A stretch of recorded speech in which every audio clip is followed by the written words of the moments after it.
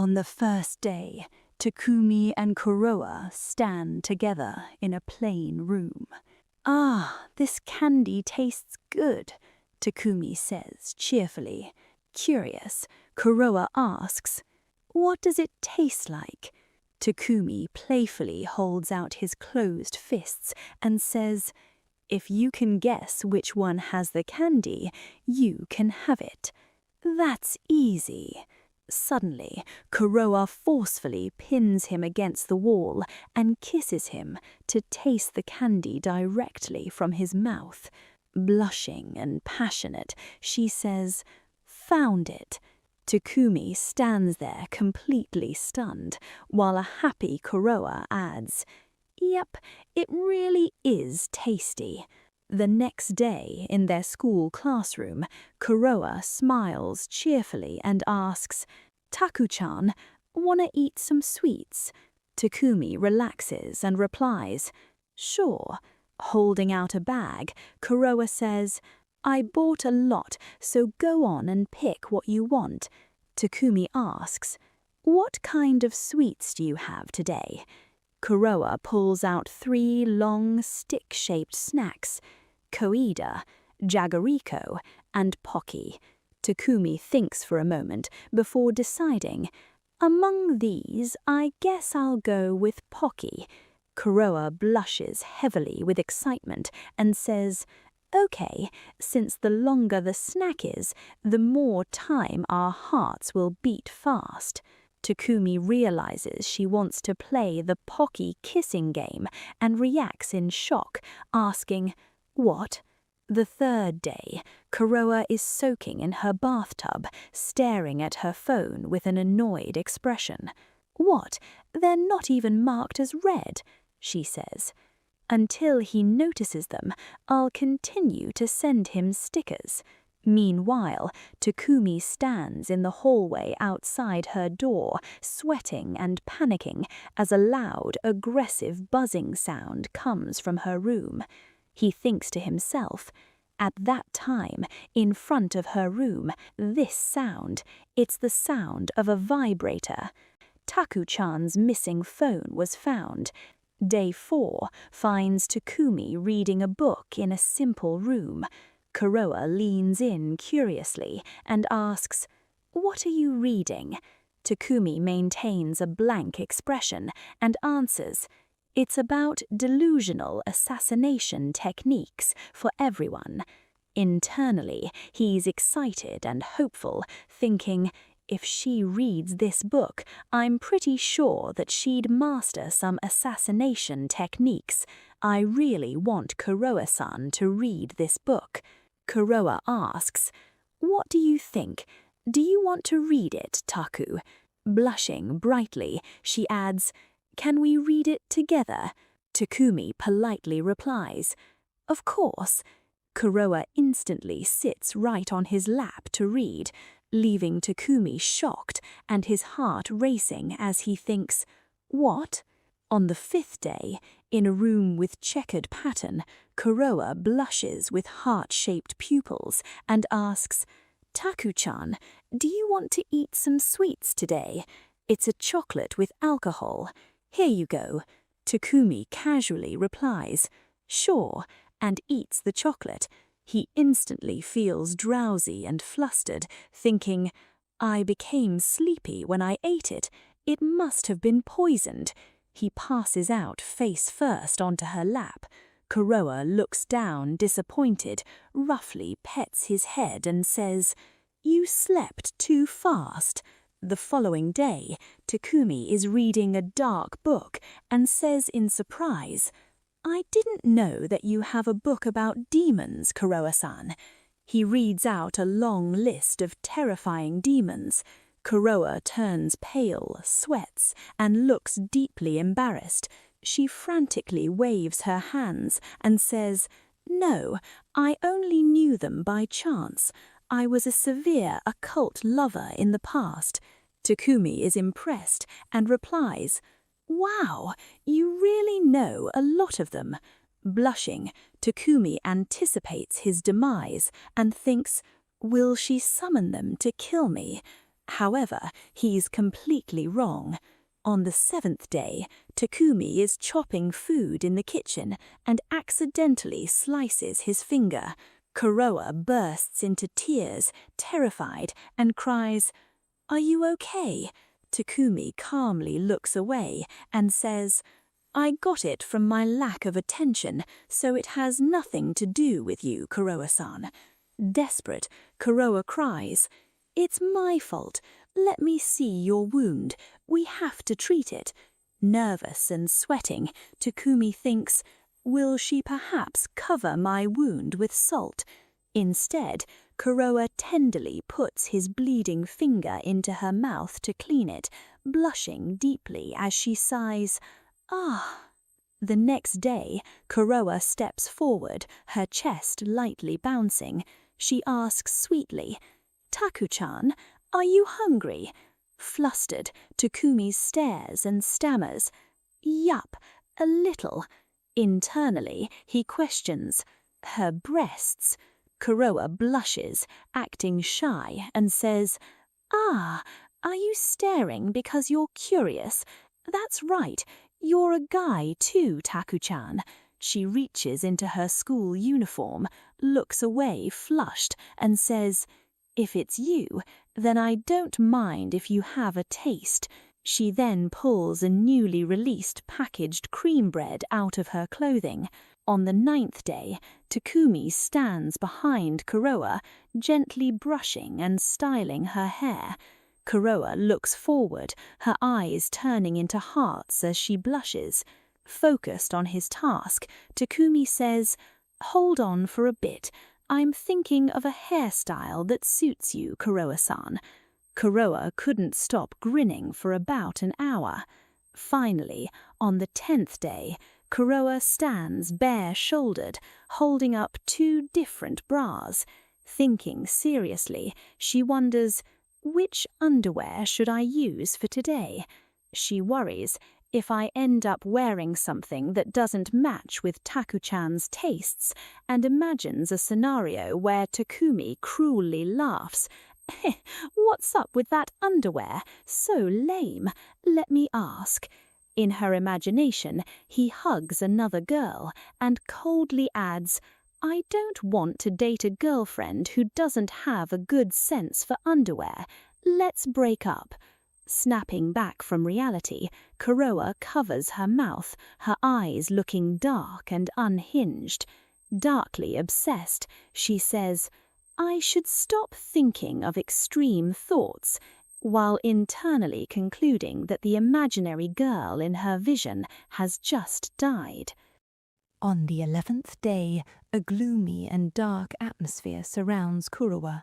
Takumi notices this change in her demeanor and thinks to himself, "I feel like the atmosphere around Kuro-san is different from before." Suddenly, Kuroa begins to shudder and looks down with a terrified expression. She quietly apologizes, saying, "I'm sorry about yesterday." Takumi looks at her in surprise and simply asks, "For what?" The next day brings a sharp change in Kuroa's behavior. Takumi looks confused by her sudden shift and asks, "What's up with you all of a sudden?" Kuroa smiles sweetly and offers, "You can use my lap as a pillow." She blushes slightly and adds, Well, I was thinking of cleaning your ears." Takumi sits down, but becomes immediately horrified, thinking, "She's planning to stir up my brain from my ears." Instead of cleaning his ears, Kuroa pushes him down onto her lap and asks, "So, when are you going to clean my ears?" Takumi sighs and tells her, "You start from a massage when doing this kind of thing." On the 13th day, Takumi's phone pings with a notification. He checks his screen and says, "I was wondering who it was. Turns out it's Kuro-san." He opens a selfie of Kuroa winking and making a peace sign. He smiles and wonders, why did she send me a selfie now? So cute. A second ping reveals a photo of Kuroa pulling up her shirt to expose her stomach. Takumi blushes and says, "Next is her belly button. That's a bit sexy." Then a final message arrives, showing Kurowa trembling as she holds her shirt up, asking, "Can you take the next picture for me?" Takumi urgently replies, "You'll catch a cold, so hurry up and put it back on." Day 14 begins with Kurowa looking shocked, her eyes dark. Takumi casually tells her, "What? I'm sorry, I have something to do today, so I can't go home together with you." Desperate to spend time with him, Kurowa asks, "Can you say that once again? I can wait until you finish that, you know. Still no good?" Later, Takumi is seen running away from a bookstore, sweating as he shouts over his shoulder, "My house is in the opposite direction, so I'm sorry. Goodbye." He thinks to himself, "Did Kuro-san not find out? It's embarrassing for people to see me buying a manual about love after all." Unbeknownst to him, Kurowa is hiding behind a pole nearby, silently watching him. The following day, Takumi stands confidently, having just read his new manual. He thinks, "I learned a lot of things about my girlfriend's psychology from the book I bought yesterday." He approaches Kurowa and states, "Apparently, touching each other is a way of showing affection." Then he reaches out and grabs her breast. Kurowa is instantly shocked and angry, yelling, "Don't touch me." Takumi is left standing there, completely flustered with a bright red face. On the 16th day, Takumi sits in his room with a very serious expression. A narrative note states, "He may have a serious face, but in reality he's looking at an adult site. He is also a wholesome high school student." However, his phone screen displays a strict warning that the website has been blocked due to a guardian's authority limit. Defeated, Takumi lies back on his bed and mutters, "Limited." Just then, his phone rings with an incoming call from Kurowa, but another warning pops up showing that her call is also blocked due to the same usage restrictions. Day 17 features Kurowa handing Takumi a shirt with a heart cutout on the chest. She asks, "Taku-chan, can you try this shirt on?" Takumi sweats and replies, "Well, I don't really mind. Wait, isn't this too big?" To his surprise, Kurowa crawls into the oversized shirt with him, popping her head out of the neck hole right next to his face. Takumi panics and shouts, "If I come inside this, wait, you'll get pregnant." Kurowa ignores his panic, sniffing his neck and happily noting, "Ah, this scent, it's the same scent of the shampoo in my house." The 18th day features Kurowa hiccuping. Takumi notices and says, "Oh, you have hiccups." Blushing, Kurowa suggests it might stop if you kiss me. "I won't do that, though." Takumi just stares at her blankly. Annoyed that her romantic plan failed, Kurowa snaps, "You really need to kiss me to stop it. Hasn't it stopped already?" The 19th day shows Kurowa smiling nicely at Takumi. She says, "Taku-chan, I discovered something amazing. It's a way on how to leave behind a long-lasting form of love, which is much deeper than when married." Blushing and holding her cheeks, she explains, "If I kill you, our names will remain here forever in my criminal record." Her expression turns dark and obsessive as she adds, "And that is why I'm going to kill you." Takumi watches her and thinks, "Oh no, he's making a really cool face right now," or so that's what Taku-chan manages to imagine about sometimes. Finally, on the 20th day, Takumi and Kurowa are standing in a bathroom. Takumi notes, "It's the smell of the toilet." Kurowa agrees, "It's the smell of the toilet. There are a lot of types of aroma. I feel like my nose is going to go crazy." Takumi sniffs his own arm and says, "Speaking of which, I heard that smelling your own body will reset what the nose smelled." "Oh, I didn't know about that." Instead of smelling her own arm, Kurowa leans in and sniffs Takumi's neck. She smiles and says, "Ah, this smell I think might be the best." Flustered, Takumi asks, Can't you just do it to your own body? Day 30. The scene opens with a young girl standing confidently in a new outfit. She wears an off-the-shoulder top, shorts, and thigh-high socks, her dark hair tied back in a fresh style. She looks forward and asks, "Are these clothes okay for me to wear on our date tomorrow?" Off-screen, Taku's voice responds warmly, "You look cute, and your hairstyle looks fresh and very nice." Hearing his compliment, the girl's face lights up. Small sparkles radiate around her as she clasps her hands together in pure joy, a faint blush on her cheeks. "So you noticed it," she says happily. "I tried changing my hairstyle a bit." The view shifts to Taku-chan, who is smiling simply and brightly. "I'm looking forward to tomorrow," he tells her. Day 31. The weather has taken a miserable turn. Heavy rain pours from the sky. The dark-haired girl stands outside, completely drenched from head to toe, the cold water splashing around her with loud foo and oosh sounds. She reaches a hand forward and presses an intercom button next to a nameplate that reads Fusen. A note explains this is Takumi's surname. However, her efforts are in vain. A smartphone screen is shown displaying a string of text messages from Taku. "I'm sorry for today," the first message reads. Then, "It's raining, so let's cancel our date and just do it next time, okay?" And finally, "Let's go out when the weather is good, okay?" The girl has only replied with a single sad-looking sticker. A narrator box formally announces their date today was canceled because of the rain. The final wide shot shows the poor girl standing entirely alone in front of Taku's gate, her head hung low as the pouring rain continues to wash over her. Day 32. The next day, Taku and the girl are standing outside together. Taku looks a bit guilty and awkward as he apologizes. "I'm sorry about yesterday." The girl looks at him blankly. "For what?" she asks. "I didn't notice that you were already in front of my house," Taku explains. The girl remains stoic, though a small, subtle blush colors her cheeks as she holds her phone.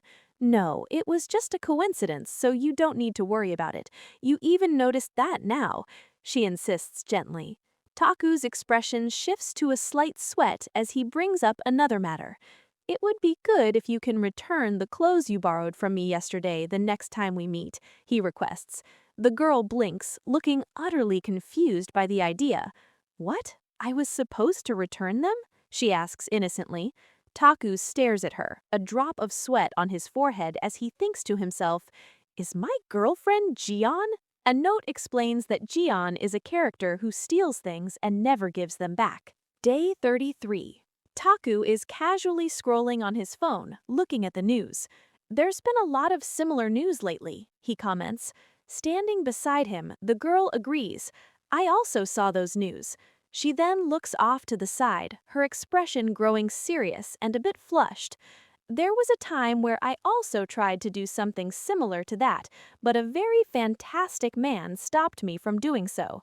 She turns her gaze forward, a deep blush on her face as she smiles warmly. "That fantastic man is currently my boyfriend. We're also walking to school together right now." Taku is instantly flustered. He looks completely bewildered, sweating profusely as he playfully slaps her arm. "What? Did I really do something? We can't have a fake marriage, okay?" Day 34. The scene cuts to a highly compromising situation. The girl is standing topless, her chest playfully censored with no badges. She's blushing heavily and sweating, looking extremely nervous. "This is my first time, so make sure to be gentle," she pleads. Taku is freaking out, yelling, "Oh, I can't see the most essential part." Sometime later, Taku is lying in bed, looking tired but content as he makes an observation. "And also, I didn't dare to say that you had small breasts before, even though I noticed it. But what happened to your breasts now?" The final panel shows the girl sitting up in bed under the covers. She looks incredibly embarrassed and her chest is completely flat. A harsh sound effect emphasizes the reality. Flat. Day 36. Taku is standing outside holding a water balloon, smiling brightly. "Let's play with water balloons today," he suggests. However, his internal thoughts reveal his true paranoia. Kudo-san will most likely stealthily change what's inside of them to sulfuric acid and assassinate me. He tosses the balloon lightly into the air. First, let's play catch, he says. The girl, completely unprepared, reaches out in a panic. What? Hold on, she cries out, followed by a startled, yeah. The water balloon lands squarely on her chest and bursts violently. Ah, it fell on my chest, she shouts. Then she calls out in confusion, Kudo-san. The final view shows the girl entirely soaked, her shirt clinging tightly to her skin. She tilts her head, looking at him with a dark, sultry expression. It's cold and feels good, she murmurs. Well, as long as you're fine with that, Kudo-san. Day 37. The heat is unbearable. The girl sits down, sweating profusely and panting. It's so hot, Taku-chan, she complains. Suddenly, she's clinging to Taku's side, intensely licking his ear. Taku is completely freaked out. Hey, get off me! My ear is dirty, so spit out, he yells. With his ear still actively in her mouth, she mumbles a response. But I need the salt from it, and also the ear is dirty from sweat, and sweat has salt, and sweat has salt. Taku retorts, even so, you should. He breaks out in a cold sweat, his mind racing with terror. Wait, wouldn't I die from dehydration if she continues to lick it? Hoping to distract her, he asks, can you do that in front of me too? The girl immediately kneels down and begins pulling off her clothes. Say, it's hot, so can I take off my trousers and panties? She asks casually. Taku forcefully shuts that down. I cannot allow you to do that. Day 38. The girl is standing triumphantly holding up a plain, oversized men's white t-shirt. Finally, the long-awaited boyfriend t-shirt, she cheers happily. Taku stands nearby, looking annoyed and holding his hand out expectantly. Please give it back already, he demands. The girl simply hugs the shirt tighter to her body, blushing. I also like this, Taku-chan, she says. Then she looks over her shoulder. Well then, I'll go outside for a bit, she announces. Kudo-san, Taku yells in disbelief. She steps outside, but immediately returns, completely drenched by a sudden downpour. Her white shirt is now see-through. It suddenly started raining, so I ran back home, she explains casually. From off-screen, Taku yells at her, hurry up and get in the bath. Day 38. Taku is talking to the girl, asking casually, "Want to come to my house today?" She's thrilled. "Yes, I'll bring my overnight set," she replies enthusiastically. Taku pauses. Set? Ah, right. The girl's mind immediately races with wild, unhinged thoughts. Hearts surround her as she thinks, this is the perfect lewd chance. A note explains this means an opportunity for her to do lewd things. Later, Taku is waiting alone in his house. His phone begins to ring. In Taku's house, Kudo-san's late, he notes. He answers the phone. Kudo-san, where are you right now? I'll go pick you up, he offers. Then he stops, looking completely dumbfounded by what he hears on the other end. But why? What? You're not coming today because you can't find your lucky underwear? Day 39. Taku is sitting casually in his room, looking down at his phone. Something catches his eye. Huh? He hums. He looks over at his bed. Resting on top of the blankets is a very thin, long black string. What's that? He wonders. He picks it up, holding it dangling from his fingers.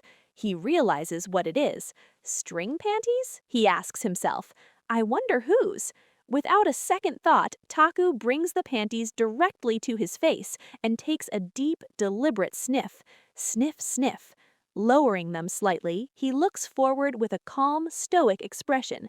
Ah, they're Kudo-san's, he concludes simply. Day 40.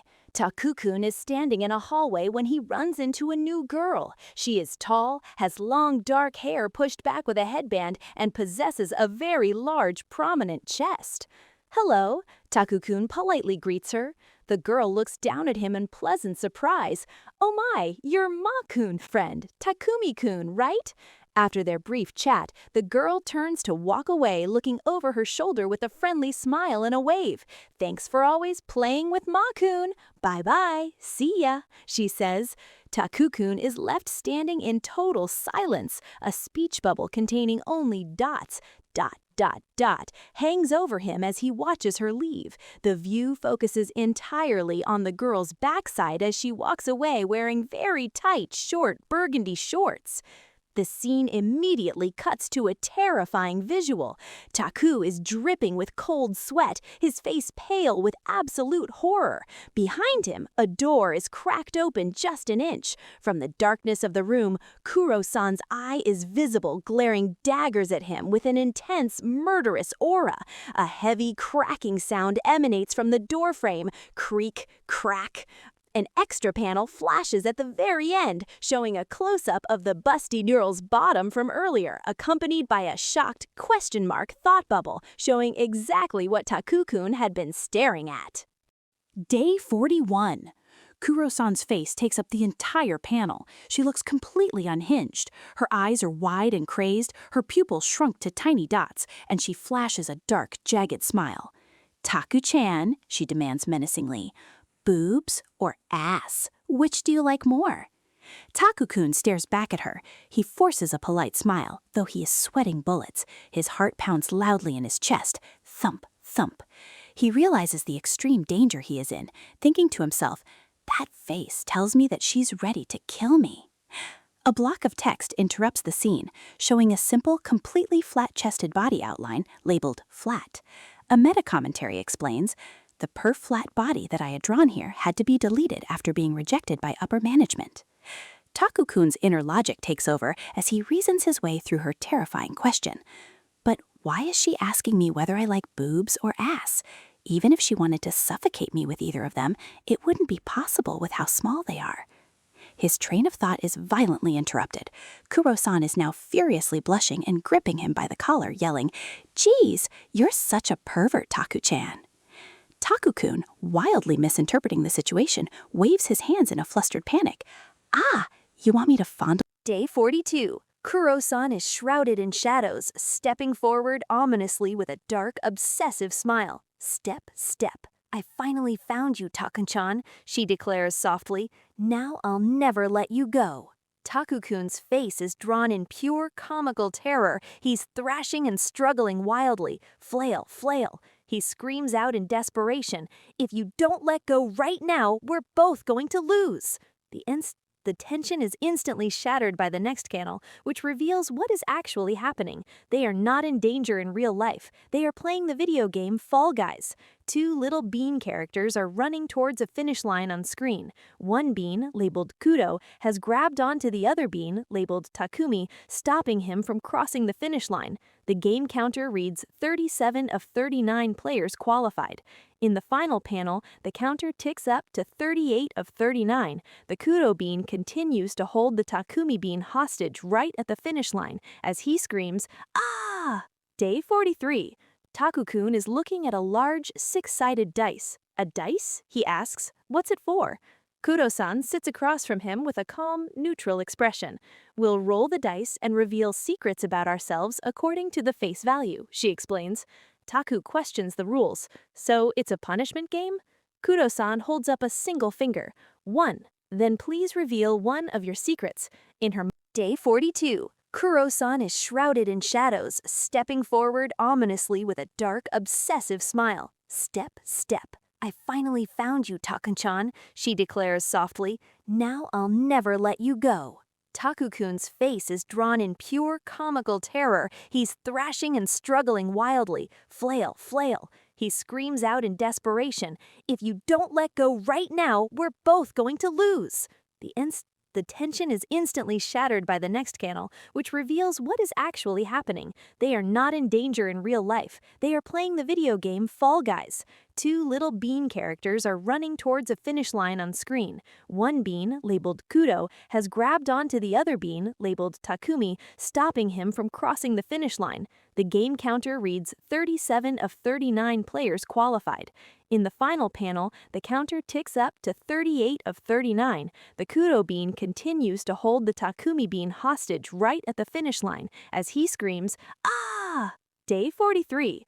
Taku-kun is looking at a large, six-sided dice. "A dice?" he asks. "What's it for?" Kuro-san sits across from him with a calm, neutral expression. "We'll roll the dice and reveal secrets about ourselves according to the face value," she explains. Taku questions the rules. "So it's a punishment game?" Kuro-san holds up a single finger. "One. Then please reveal one of your secrets." In her mind, she happily thinks, it's a game to get to know more about each other. Taku blushes and points to himself nervously. "Okay, I'll go first. Yesterday I kissed a picture of you, Kuro-san," he confesses awkwardly. Instead of being surprised, Kuro-san covers her mouth, her eyes shining with smug affection. "I already knew that." Day 44. Taku-kun is staring intently directly ahead of him. A large, bold text box reads, "Stare." The object of his gaze is revealed. Kuro-san is looking over her shoulder, her dark eyes wide. She's wearing her school uniform, but she's standing in a way that makes her short skirt hike up slightly in the back. She blushes furiously, her thoughts racing. "Taku-chan is looking at me," she realizes. "Don't tell me, he's horny." However, Taku-kun is not having lewd thoughts at all. He is sweating, blushing red, and looking absolutely scandalized as he yells out like a strict parent, "That skirt is too short! Outrageous!" Day 45. Taku-kun is holding on to a comically gigantic ear attached to the side of his head. He smiles brightly, proudly showing off a magic trick. "My ear suddenly got huge! Wow!" Kuro-san watches him unamused. "I can make something bigger too, you know," she tells him casually. Taku-kun's eyes light up with childish excitement. "Really? Show me." Kuro-san doesn't say a word. She simply lowers her gaze. A bold stare box appears as she locks her eyes directly onto Taku-kun's crotch area. Taku immediately realizes what she means. He turns bright red, covering his mouth in shock as he stammers out, "Here? Right now?" He sweats nervously, asking, "Just what do you plan to make bigger?" Day 46. Kuro-san looks incredibly sweet and hopeful. She gazes deeply into Taku's eyes and asks a major relationship question. "Don't you think it's about time I greet your dad, Taku-chan?" Taku freezes. His expression drops completely blank. "My dad?" In the next panel, Taku's face is heavily shaded in darkness. He looks away, an expression of silent, deep sadness and awkwardness on his face. Seeing his instant change in demeanor, Kuro-san immediately breaks out in a cold sweat. Realizing she stepped on a sensitive landmine, she quickly waves it off, looking incredibly nervous. "Sorry, it's still too soon, huh?" A small translator's note at the bottom of the page reads, "Read Chapter 7 of the main story for Dad's background." Day 47. Taku-kun has happily chewing on a bite of food. Munch. "Yeah, it tastes good, really good," he compliments her cooking. Kuro-san holds a small spoon near her face. She is blushing heavily and looks highly eager. "How about we exercise a bit after the meal?" she suggests sweetly. Taku, entirely missing the suggestive tone, looks a bit lethargic. I don't think I can do it right away. I kind of just want to sit down and rest for a bit," he replies honestly. Kuro-san, however, is heavily panting. Ha! She is flushed red and sweating, holding her spoon tightly as she mutters to herself, looks like it was a bit too effective. She had clearly slipped something into the food meant to increase his stamina, but it only made her incredibly worked up instead. Day 48. The scene opens on an empty... Day 50. The story begins with a close-up of a boy. His arm is extended firmly as if he is pinning someone against the wall in a classic pose. He looks slightly anxious but determined. Trapped between his arm and the wall is a girl with long dark hair. Her face is flushed with a deep blush, and her eyes are wide with surprise at his sudden action. As the boy looks at her, he thinks to himself, "I've done this so many times already, but she's not fighting back." Day 51. The dynamic shifts as the girl takes charge. Looking confident, she holds up a finger as she questions the boy. "What do you think our relationship is lacking?" she asks him directly. The boy, taken aback and sweating slightly, replies, "Well, this is unexpected." He nervously contemplates the question before answering honestly, "I think we're missing killing intent-filled eye contact. He lets out an anxious gulp as he says it. The girl's face immediately lights up with enthusiasm. "Eye contact," she exclaims, taking his suggestion straight to heart. In the next moment, she attempts to put this into practice. However, instead of a loving or romantic gaze, she peers intensely from behind a dark wall. Her eyes are wide, shadowed, and unblinking, giving off a truly terrifying aura. "Something like this?" she asks. The boy, looking completely freaked out by her creepy stare, can only respond, "Not quite." Day 52. The girl starts off looking perfectly serious. Slowly, that serious demeanor melts away into a soft, heavily flushed expression. A small bit of drool escapes her lips as she chuckles to herself. Hehe. The scene then pulls back to reveal why she is making that face. The boy is hugging her incredibly tightly from behind, completely burying his face in her neck and hair. He holds her close and thinks, "I don't want anyone else to see such a cute face of Kuro-san." He lets out a quiet goo-hoo-hoo as he embraces her. Day 53. Late at night, the boy is lying in his bed, wide awake with blank, staring eyes. "I can't sleep," he realizes in his head. His thoughts naturally drift to the girl. "I want to call Kuro-san." However, he hesitates, looking up at his ceiling. But calling this late might bother her. Eventually, he sits up on the edge of his bed, holding his phone, making his final decision. "But I want to hear her voice, so I'll give her a call." He dials her number and the phone begins to ring with a loud bring, bring, bring. Day 54. The horrifying consequences of that late-night phone call are revealed. The boy approaches the girl with a question. "Want to hear a horror story?" he asks. The girl, who apparently likes horror, responds with excitement. Yeah, I want to." The boy begins his tale. "Yesterday, I wanted to hear Kuro-san's voice, so I tried to call you." The girl listens attentively.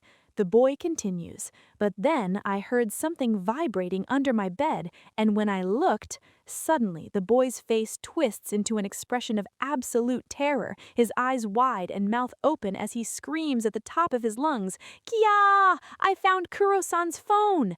The truth is out. Kuro-san was hiding under his bed. She is shown sweating profusely, her face a mask of extreme panic and guilt. Stuttering nervously, she tries to lie her way out of it. "So that's where it was, huh? Geez, how did it move on its own?" Day 55. The boy is facing a different kind of crisis. He is sweating heavily, looking incredibly distressed. A low growl emanates from his stomach. "Ah, this is bad," he thinks to himself in sheer panic. It's coming out. He stands stiffly next to Kuro-san and suddenly notices something is amiss, indicated by a chapped double eye. The boy hopes she understands his dire bathroom-related situation. Right, Kuro-san is surprisingly perceptive. "I'm sure she'll take a hint," he thinks desperately. However, Kuro-san completely misreads the room. Staring blankly at him, she asks innocently, "Do you want to go for another ice cream?" The boy's internal panic reaches a breaking point. "I'd soil my pants. Instead of blood, everything would be covered in brown," he screams in his mind. Staring forward in utter defeat, he concludes, "I do want to die, but not socially." Day 56. The boy watches Kuro-san behind as she cooks in the kitchen. He admires her, thinking, "I'll draw her cute later." But then he notices what she is holding. "Kuro-san, is that thing in your hand?" he starts to ask. Kuro-san turns around abruptly, looking a bit chaotic and holding up a can of alcohol. "Yes, it's a cold one," she declares. The boy recoils in shock. "I knew it." He immediately starts lecturing her, sweating nervously. "It's against the law to drink alcohol as a minor," he says, his voice trembling as he lets out a gulp. He continues, "If the government finds out, we'll get..." Kuro-san's expression suddenly shifts to one of intense, dark devotion. Staring at him without blinking, she replies, "If that happens, we'll share a life behind bars. I love you." At the bottom of the page, a small note clarifies the actual situation. The cold one was only used as seasoning for the fried chicken. Day 58. The boy, Taku-chan, is standing in front of a bulletin board covered in job flyers. A part-time job, huh? He muses. His motivation to work is very specific. I need money if I want to gift Kuro-san an assassination tool, so it might be a good idea to look for one. Later, Kuro-san is seen staring blankly at the exact same spot. I wonder what Taku-chan was looking at, she thinks. She examines the board and is hit with a wave of absolute shock. The poster features a boy in a maid outfit and loudly advertises a cross-dressing only maid cafe. Kuro-san can only stare in utter disbelief, exclaiming in her mind, "Cross-dressing?" Day 59. The two are sitting together watching TV. The boy brings up a hypothetical situation. Whenever I ask him, "What would you like for dinner?" he always says, "Anything's fine." Like it makes me want to kill him, you know? He turns to the girl. "What would you do, Kuro-san, if I said that anything's fine?" Kuro-san blushes deeply, a seductive look crossing her face. "If that were the case, then I'll probably give you the tastiest thing available," she answers. She continues, "Oh, like something seasonal?" The scene cuts to Kuro-san lying down, her clothes slightly disheveled, with a heart shape indicating a resounding yes. She looks up at him with heavy lids and says, "I'd say right now might be its perfect season. Heh, I'd like to taste it." Day 59. The boy is playfully trying to get a cat's attention. Smiling happily, he says, "Nya nya." The fluffy cat sits in front of him, utterly unimpressed, and simply responds with a lazy meow. The boy looks a bit defeated and embarrassed as he turns back, with Kuro-san standing right behind him. "Aha! Looks like it ignored you," he says nervously, adding a stuttering nya. Kuro-san, however, is having a completely different reaction to his cute cat impression. She stands there completely frozen, blushing fiercely with a trickle of drool escaping her mouth. Completely captivated by his cat impression, she stares intensely and breathlessly whispers, "Meow."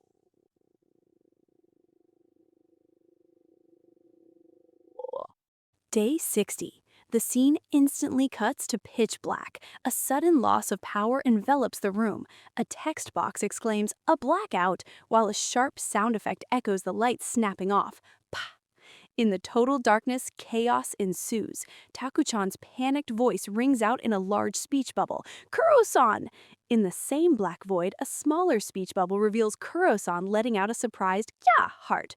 A floating action text simply reads, "Fondle." The lights suddenly come back on. Kuro-san is standing there wearing a t-shirt that says, "Love me." She's blushing heavily and holding her hands up near her chest, looking a bit flustered. Taku-chan, sweating and looking highly concerned, asks her, "Are you okay?" Kuro-san gives him a shy look. "Ah, yes, and you, Taku-chan?" she replies. Taku-chan looks completely out of it. He is staring blankly ahead, a little bit of drool escaping his mouth, completely unaware of what he actually just did. "Yeah, I think I hit a wall with my hand, but other than that, I'm okay," he explains honestly, implying he had accidentally fondled her chest in the dark, mistaking her flat figure for the wall. Day 62. Once again, the panel is plunged into total darkness. Text reads, "Another blackout," accompanied by the same switch sound, "Pah." In the pitch-black room, it is Kuro-san's turn to panic. "Taku-chan," she yells. A small speech bubble from Taku-chan lets out a pained "ugh." A floating action text reveals what happened in the dark. Poke. The lights return. The roles from yesterday are completely reversed. Taku-chan stands awkwardly, his hands clasped protectively in front of him. He is blushing deeply and sweating, wearing a shirt with a picture of a cat on it. Kuro-san leans in, looking closely at him. "Are you okay?" she asks. Taku-chan responds nervously. "Ah, yes, and you, Kuro-san?" he replies. Kuro-san stands straight, completely unfazed and oblivious to what she actually touched. "Yeah, I felt a toothpick poking me, but other than that, I'm okay," she states blankly, utterly destroying Taku-chan's pride in the process. Day 62. Kuro-san is highly upset. She turns her back to Taku-chan and walks away with a stubborn humph. Taku-chan peeks out from behind a wall, looking incredibly guilty and sweating. "I'm sorry, Kuro-san," he calls out to her. Kuro-san looks back over her shoulder. Her face is in a massive pout, her cheeks puffed out dramatically as she glares at him. "If you really want to apologize, then do something about my mood first," she demands. A small sound effect emphasizes her pout. Pooh. The viewpoint zooms in close to her extremely puffed out angry cheek. Suddenly, a single finger reaches into the frame and pokes her cheek affectionately. Puni.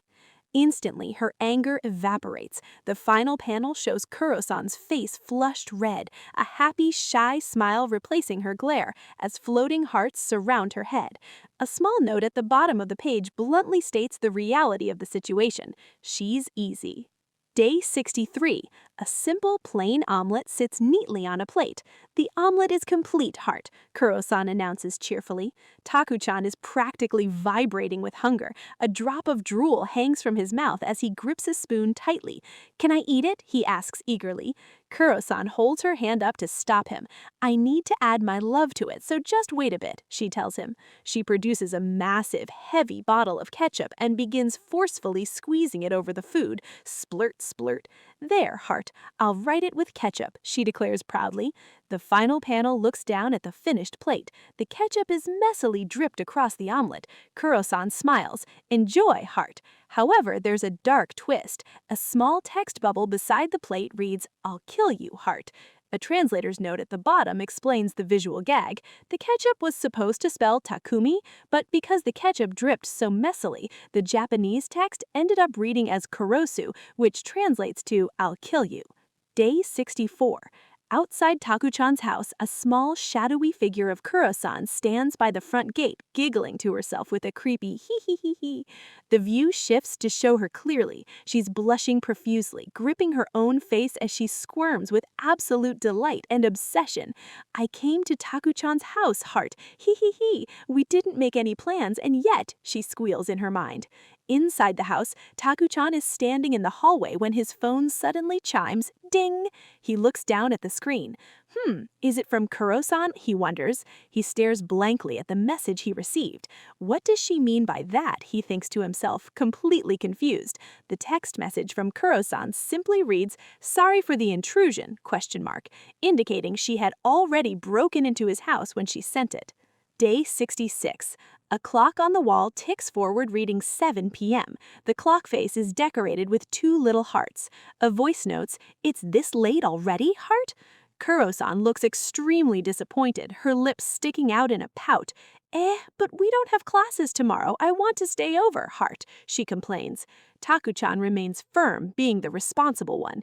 "It's dark outside too, so I'll take you home," he insists. He looks at her with genuine concern, sweating slightly. "Have you asked your parents for permission?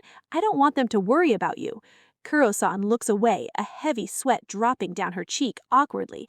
"They said they'll be waiting for me with red rice, so I should make it quick and go home," she explains.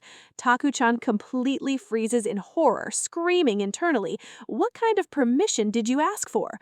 Red rice is traditionally served in Japan to celebrate special milestones, famously including a girl's first menstrual cycle, or in a joking context, the loss of her virginity.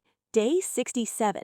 Kuro-san looks absolutely terrible. Her hair is messy, she has heavy, dark bags on her half-open eyes, and she looks completely drained. Text above her reads, "I'm sleepy, Heart." A narrator box explains, "Tests are coming up, so they're studying together." Despite her zombie-like state, she mumbles, "Good morning, Taku-chan, Heart." An arrow points to her face with an artist's note, "I'll draw her cute later." Taku-chan looks at her concerned. "Did you bring that, your study tools?" he asks. In a flash, Kuro-san's face returns to being perfectly cute and bright. "I sure did, Heart," she chirps happily. She places a rectangular box on the table. Inside is a perfectly packed bed of rice topped with red beans. "Here, Heart, red rice." Taku-chan stares at the food, completely exasperated. "Why, Heart?" he thinks. Kuro-san smiles innocently, giving a little tehei. "It flew away somewhere, Heart," she says, making 0 sense. Taku-chan is left sweating and thoroughly confused as he asks again, "And your study tools?" Day 68. Taku-chan is sitting at his desk alone, looking down at his textbook with a peaceful smile. Studying alone really makes it easier to concentrate, huh? I felt like I made a lot of progress, he thinks happily. However, hiding in the top right corner of the panel, clinging to the wall like a shadow ninja, is Kuro-san staring down at him intensely. Taku-chan's thoughts drift to the day before. He remembers Kuro-san looking incredibly sad, a single tear in her eye. Yesterday, Kuro-san looked sad when I told her that I wanted to study alone, he recalls. The panel cuts to Kuro-san's reaction to that rejection. Her face is completely shadowed out, her eyes glowing with a terrifying, obsessive yandere energy. Well, yeah, I guess there are times when you feel like that. I'll study in a place where I can feel Taku-chan with me then, she had told him. Back in the present, Taku-chan tilts his head a little, a single drop of sweat on his cheek. I wonder what she meant by that, he ponders, completely unaware that she is literally hovering in the corner of his ceiling right now. Day 69. A simple text box notes the day, 69. Taku-chan looks a bit nervous, sweat on his cheek. We have a test today, but did everyone study? He asks the room. A male classmate with messy hair looks completely exhausted. I didn't study all that much, the boy claims. Taku-chan sees right through him, thinking, that's the face of someone who really studied. Next, a younger boy with spiky hair suddenly shouts in panic, "There's a test today? So that's why my Ane-chan came to help me study yesterday." Hearing this, Taku-chan is impressed, thinking, I expected nothing less Ane-chan. The final panel focuses on Kuro-san. She is radiating a dark, intense aura, smiling confidently with a heavy blush.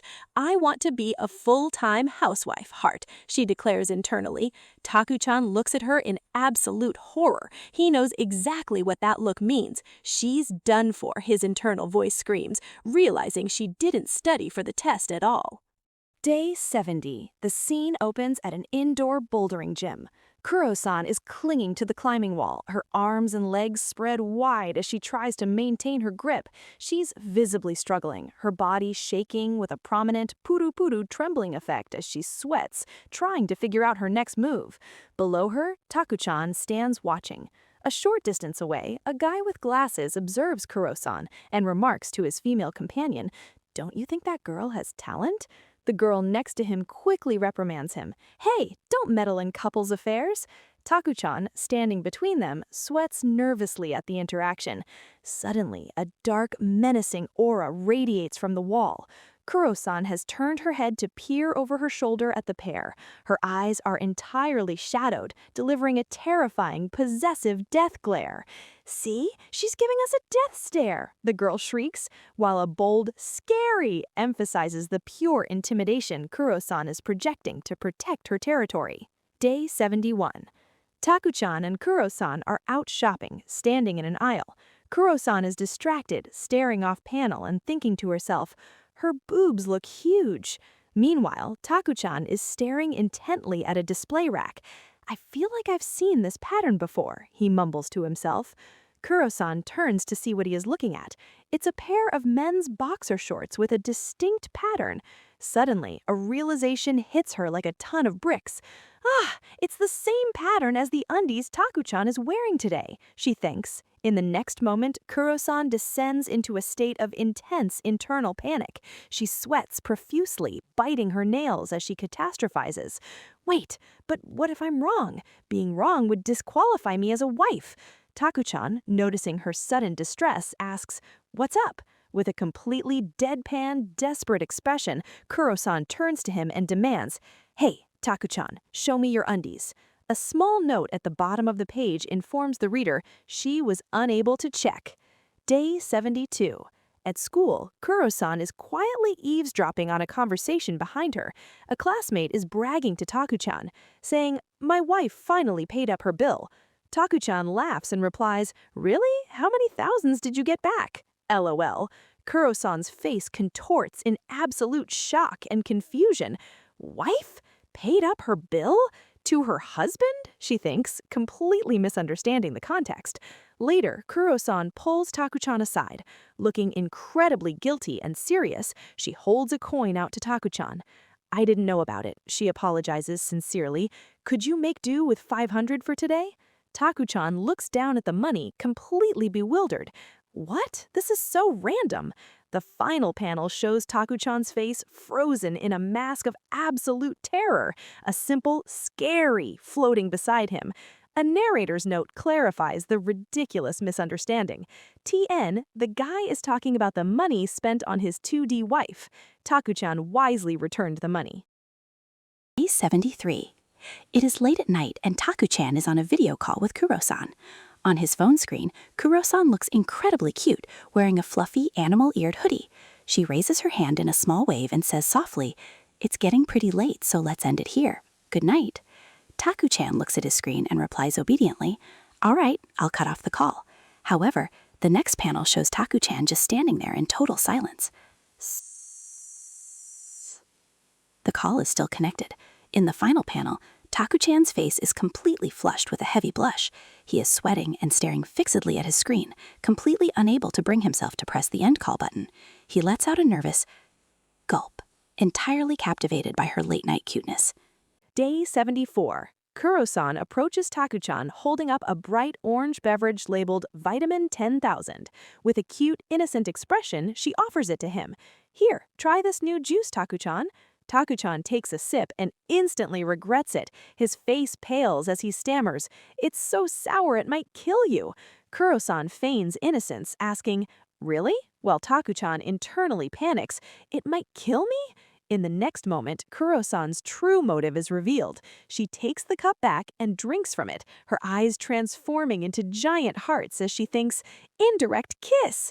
She imagines Taku-chan encouraging her, "You should drink too, Kuro-san." Taku-chan protests, "I can't drink this, it's too sour." To his utter bewilderment, Kuro-san lowers the cup, having downed the rest of the lethal drink. "I drank it in one go," she announces proudly. Taku-chan is left utterly shocked. "Huh?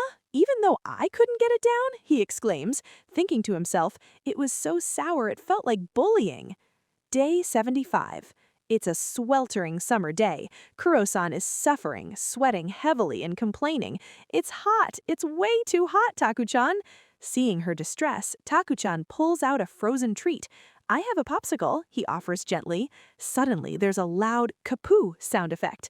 Kuro-san has lunged forward and bitten the very tip off the popsicle while Taku-chan is still holding it. The final panel shows Kuro-san with the popsicle tip in her mouth. She is looking up at him through heavy, seductive lashes, a small trail of saliva connecting her lips to the ice cream. Taku-chan is completely flustered by her unexpectedly seductive action, sweating bullets as he tries to process what just happened. "What should I do after this? Let's calm down, okay?" he tries to reason with himself. Day 76. Taku-chan looks excited as he shares some news. "I heard there'll be a meteor shower tonight. I need to think about what I'm gonna wish for." Kuro-san's face lights up. "Really?" she asks. Taku-chan shows off a pair of standard binoculars. "Yeah, I'll bring my binoculars, okay?" But Kuro-san immediately halts him. "Hang on, Taku-chan," she declares proudly. "I have a telescope, and not only that, it's the latest model that just came out this year." She gestures to a massive professional-grade telescope mounted on a tripod. Taku-chan is taken aback. "Latest model? Huh? Did you like astronomy?" he asks, surprised by this hidden hobby. Kuro-san suddenly looks incredibly shifty, averting her eyes as she nervously stutters out her explanation.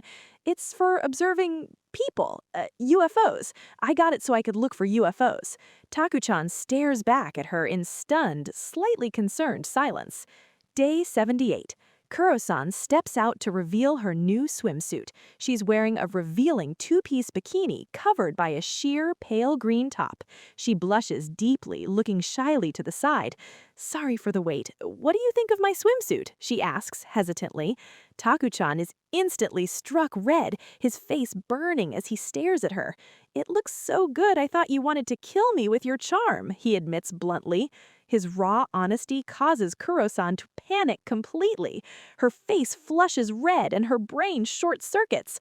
"Ah, Taku-chan's exposed boobs!" she yells out in pure flustered confusion. Pointing at him, Taku-chan, equally embarrassed and defensive, yells back, "Watch your words!" Day 78. The consequences of the beach trip have arrived. Kuro-san is deeply tanned, with tears pricking her eyes as she pouts. "I got sunburned," she complains. Taku-chan looks at her exasperatedly. "This is why I asked you to put sunscreen all over me," he reminds her. "Well, you could have done that by yourself, right?" Kuro-san crosses her arms, looking away with a huff. And now my tan lines stand out too much. See, I pulled down my strap slightly to reveal the stark contrast between her deep tan and her pale skin underneath. Taku-chan's previous exasperation vanishes instantly.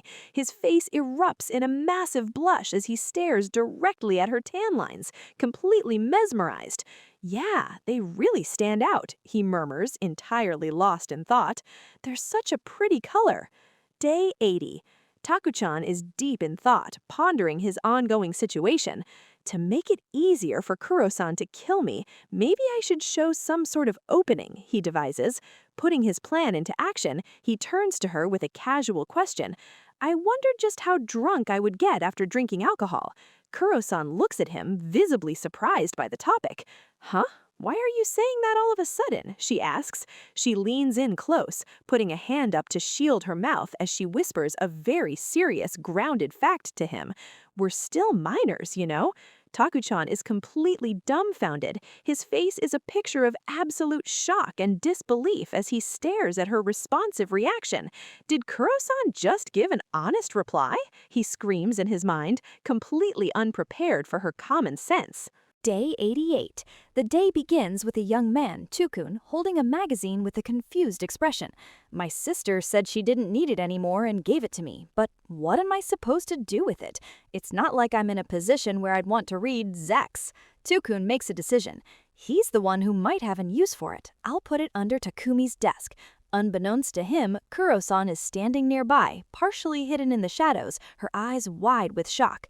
The focus shifts to Kuro-san. She's sweating and drooling slightly, a look of intense realization on her face.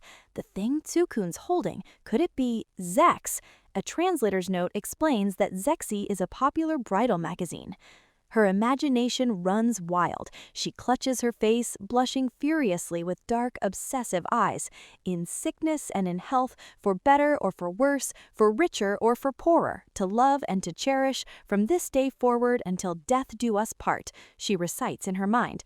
Completely overwhelmed, she screams internally, "Is he already thinking about that?"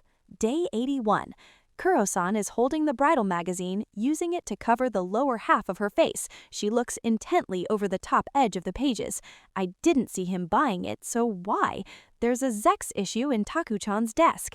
A severe close-up shows her face covered in dark, chaotic lines as she blushes with deep jealousy.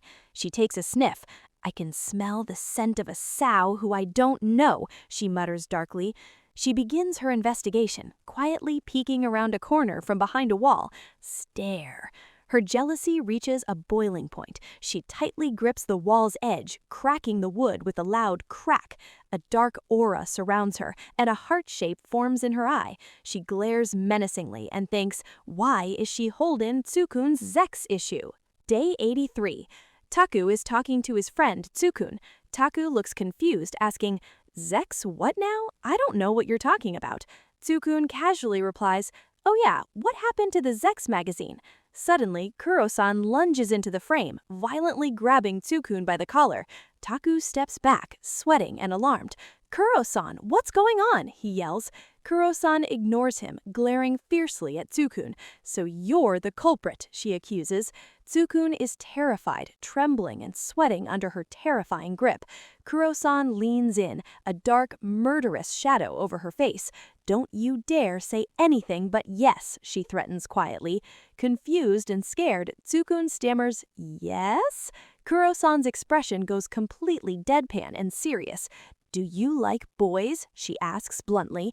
Having been explicitly ordered on how to respond, Tsukun simply replies, yes. Day 84. Taku is staring down at his phone, looking a bit concerned. "Well, this is unusual. I haven't heard from Kuro-san at all." A text box indicates 6 hours later.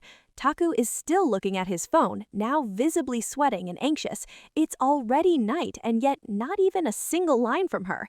He tries to rationalize the situation. Normally, she'll bury me with love-filled messages from dusk to dawn. Maybe there's no need to be messaging me all the time. He looks to his side with a deadpan, slightly exhausted expression. Kuro-san is literally standing right next to him, staring intently at the side of his face with a small blush. But well, I guess she's always next to me, so Taku concludes. Day 85. A beautiful girl with purple hair and a very large chest is shown wearing a revealing black and purple bikini. She blushes softly and asks shyly, "How is it? Does it look good on me?" Taku's voice replies enthusiastically from off-screen, "You're the cutest!" The fantasy shatters. Kuro-san is shown making an incredibly creepy, drooling face, blushing furiously and laughing to herself. Taku stares at her, looking disturbed. "Kuro-san? Kuro-san, come back to reality, please," he begs. Kuro-san snaps out of her trance with a startled, "Huh?" She's wearing her normal school uniform, but she's holding up the large bikini top over her own chest. Taku sweats nervously, delivering a harsh truth. "Sorry to interrupt your big boobs fantasy, but that swimsuit is too big for you." Day 86. Taku is staring blankly ahead, completely lost in thought. I've fallen so much for her that I kind of forgot about it, but I wonder when Kuro-san is going to kill me, he wonders calmly. He turns to Kuro-san and asks a very serious question out of nowhere. "So, what are your plans regarding our future?" Kuro-san is completely caught off guard. She blushes deeply and stammers, huh? Why so sudden?" She looks away, her face burning red as she shyly confesses her desires. And I'm okay with a student marriage. I want 3 kids." Suddenly, her demeanor changes. She looks up at him with a dark, intense gaze, clutching her cheek as she pants heavily. "But when do you plan on doing it?" "Doing it," she asks eagerly. "I'm ready for the assault at any time." Taku flinches back in alarm. Day 86. Tsukun and Taku are having a conversation. "A present for your girlfriend? How about a hair rubber band?" Tsukun suggests. Taku ponders the idea. Taku explains his thoughts. "I was thinking of buying something she could put on." Meanwhile, Kuro-san is eavesdropping from behind a wall. She gasps in shock, heavily blushing. "Something I could put on? What are they talking about?" She panics internally. Tsukun continues his advice. "Since her hair is long, won't a rubber hairband do? Also, they're not that expensive." Taku smiles, considering the details. "Long? Rubber?"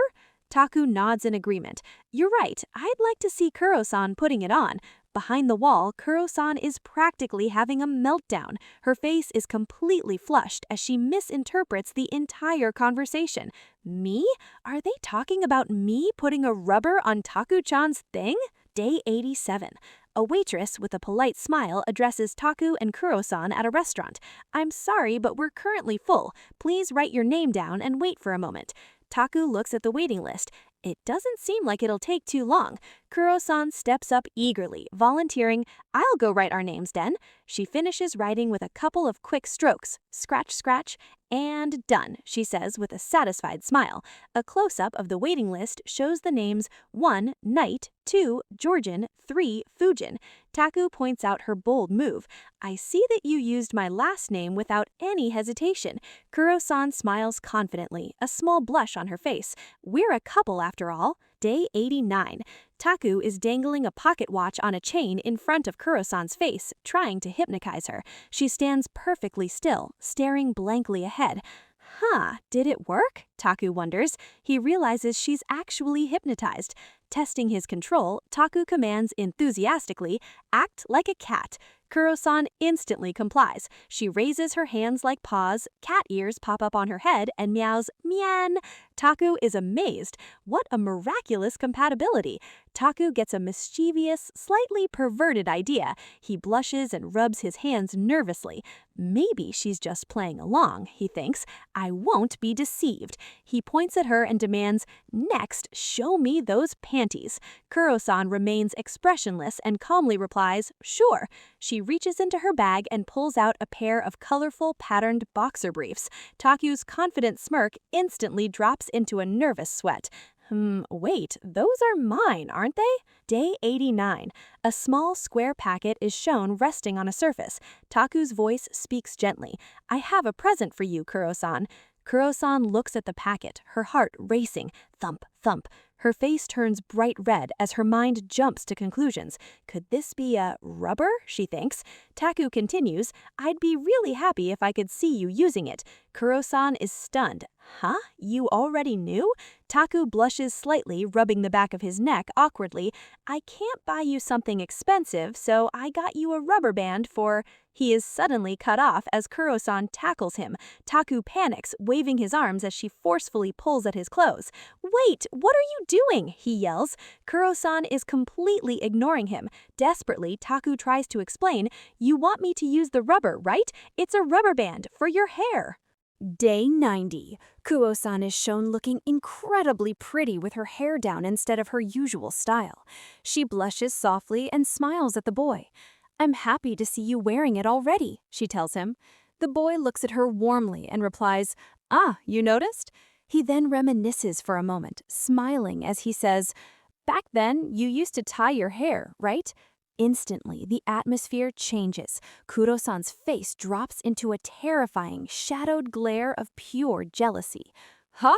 Who's that girl you're talking about? She demands, completely misunderstanding. Sweating bullets and panicking to save his own life, the boy quickly holds up his phone. He shows her a photo of Kuro-san herself from the past with her hair tied. By the way, here's a picture of the old Kuro-san that I took, he stammers, adding a mental heart to his quick thinking. Day 91. The boy is looking incredibly stressed and tired. He thinks to himself, Kuro-san didn't seem to like it, so I'd better not talk about the past all that much. He stares blankly, concluding, I don't want us to resort to domestic violence. However, Kuro-san has a completely different idea of what that means. In the next scene, she is sitting back, her cheeks flushed, and she is holding up her leg, offering her foot covered in a black stocking directly toward him. Although, I wouldn't mind it if it's Kuro-san the one doing the violence, she says shyly. The boy is caught completely off guard, shouting a confused, Huh? Extra scene. In a bonus panel, Kuro-san is in the exact same pose with her foot raised, but there are mysterious white splatters all over her black stocking. A helpful side note points directly to it and clarifies, this is yogurt. Bonus scene. Kuro-san is seen attempting an incredibly flexible standing leg split, known as an IG balance. She pulls her legs straight up beside her head, but looks incredibly embarrassed doing it. A small chibi version of her is shown in the corner staring in absolute shock. In the next panel, Kuro-san is holding her head in her hands, blushing fiercely and looking absolutely distressed as she screams in her mind, Why did it end up as an SM play? Day 92. Kuro-san looks absolutely devastated. The light has left her eyes and she covers her mouth in shock. I see, so you married someone other than me, huh? She says, sounding heartbroken. Her expression turns to sheer panic and distress in the next panel. And now she's pregnant? Suddenly, her face shifts into a dark, smug, yandere-like smile. And now she divorced you? See? That's what you get for marrying someone other than me, she says with a dark heart symbol. The scene pans out to reveal they're simply playing the Game of Life board game. The boy looks at her in disbelief. Is this life game something you're supposed to take so seriously? He asks. Kuro-san, completely immersed and furious, yells back, What? Why are you marrying someone else again? Day 93. Kuro-san holds up a cherry by the stem, looking sweet. Today's dessert are cherries. Here, she offers it to him. The boy pops it in his mouth, chewing silently. Can you tie the stem with your tongue? She asks. He mumbles, No, I couldn't do it. But then he opens his mouth, revealing a perfectly knotted cherry stem. Ah, I did it, he exclaims, looking surprised. Maybe I'm a good kisser? He wonders aloud. Kuro-san's reaction is immediate. She leans forward, blushing madly, a little bit of drool on her lip, and her tongue sticking out. Come on, try that technique with my tongue, she demands. The boy nervously thinks, We're in the middle of our meal, Kuro-san. Day 94. Kuro-san is back with the cherries. I brought cherries again today. I'm going to challenge myself and tie the stem, she declares confidently. However, the boy opens his mouth to reveal he has already tied one again. Ah, I did it again. I wonder if you'll be able to do it too, Kuro-san. In a flash of movement, Kuro-san lunges forward and kisses him deeply and aggressively. As expected of you, Taku-chan, she praises. In the final panel, she pulls back, heavily flushed, and sticks out her tongue to reveal the tied stem is now in her mouth. Look, I did it too, she says, innocently. The boy, looking drained, points out, you just forcibly took it from my mouth. A tiny note next to Kuro-san simply says, it's called team effort. Day 95. The boy is wearing a large virtual reality headset, looking around in awe. So this is the latest virtual reality headset, huh? Amazing! Everything looks so real. Kuro-san stands next to him. She's wearing a shirt that boldly says, Zettai dekai, absolutely huge, while the boy's shirt says, fondle those boobs. But I'm afraid I'll bump into a wall, the boy worries. Kuro-san smiles gently. Try not to hurt yourself, okay? The boy reaches his hands out in the dark VR space and feels something very soft. Is this a wall? He asks, squishing it. The reality is revealed. He has both hands directly on Kuro-san's chest. She's blushing intensely, trembling slightly. Don't push that button, okay? She stammers, adding with a dark blush, I'll make you pay for it if you do. Day 96. The two of them are sitting side by side on the couch. A caption reads, watching movies. Kuro-san is holding a small cat plushie and they're sitting a bit apart. As the movie progresses, the boy slowly scoots closer and closer to her. Eventually, he reaches over and they hold hands. Kuro-san is completely frozen, her face red with a heavy blush. When the movie is over, the TV goes static. A caption reads, it was fun. The boy is wearing a shirt that says, kill me, and looks perfectly normal. Kuro-san, however, is still sitting completely frozen, her eyes wide and dazed, utterly overwhelmed by the simple act of holding hands. Day 97. A close-up shows the boy's finger poking around a soft stomach. Here? He asks. Kuro-san, blushing heavily, replies, nope, too bad, it's not there. The scene pulls back to reveal the boy is wearing a thick black blindfold. By the way, why am I blindfolded? He asks. Am I supposed to find your belly button? Is that the game we're playing? Maybe here. As he reaches out, Kuro-san is shown with massive heart-shaped eyes, deeply flushed. Wait, using both hands is cheating, she complains. The sound effects fondle fondle reveal exactly what he's actually doing while blindfolded. Day 98. Kuro-san has her eyes closed, looking incredibly happy and deeply in love. Taku-chan, I love you, love you, she chants. The boy smiles back just as happily. Kuro-san, love you too. Suddenly, the scene cuts to two completely different characters, a girl with animal-like clips, the president, and a boy with glasses. They're mimicking the exact same affectionate behavior. Love floats in the air as she hugs him from behind. Oh, the guy says. The president gets aggressive, rubbing her hands all over him. Hey, president, I want to rub too. The guy with glasses looks panicked, shouting, what are you doing with your hands? Day 99. Kuro-san is radiating an incredibly dark, murderous aura. She's angrily biting on a plushie of Taku-chan. Why won't that bastard let me stay in the same room with Taku-chan during our field trip? She fumes. God, I hate that teacher. The boy looks nervous but tries to comfort her. It's our long-awaited field trip after all, so I guess you really wanted us to be together, huh? Then he offers a solution. How about staying overnight in my room tomorrow? Instantly, Kuro-san's dark aura vanishes. She tackles him into a tight, clinging hug, shouting, woohoo! The boy lets out a surprised ooh-wah. Bonus teaser. A sudden cut shows a girl with a ponytail and animal ears looking completely shocked. What? Am I the next heroine? In the next panel, she blushes deeply, pointing at herself in disbelief. What? The next After 100 Days will be about me? Day 100. The final day arrives. Kudo-san is holding a pair of scissors and a packaged condom. A menacing shine glints off the scissors. "I've confirmed Kudo-san's weapon of choice," a dark caption reads.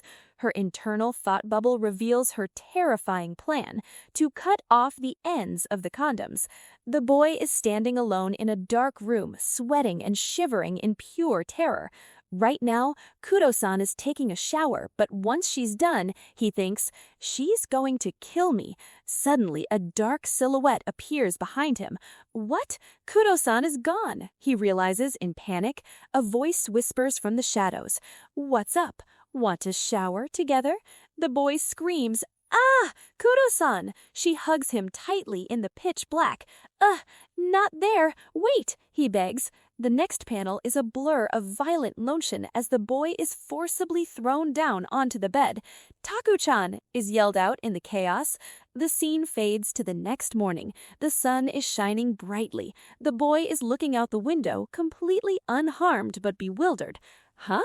The sun's out? He wonders. Sitting on the bed behind him is Kudo-san. She's naked, wrapped only in a bedsheet, panting softly, and covered in sweat. She has a deep, affectionate blush on her face. "Good morning," she stammers softly. "You know, I seem to have fallen even more in love with you, Taku-chan." A final narration box from the boy concludes their 100-day journey. "There was a blood stain on the bed, but it seems like I somehow managed to survive." And here this manga ends. Hope you like this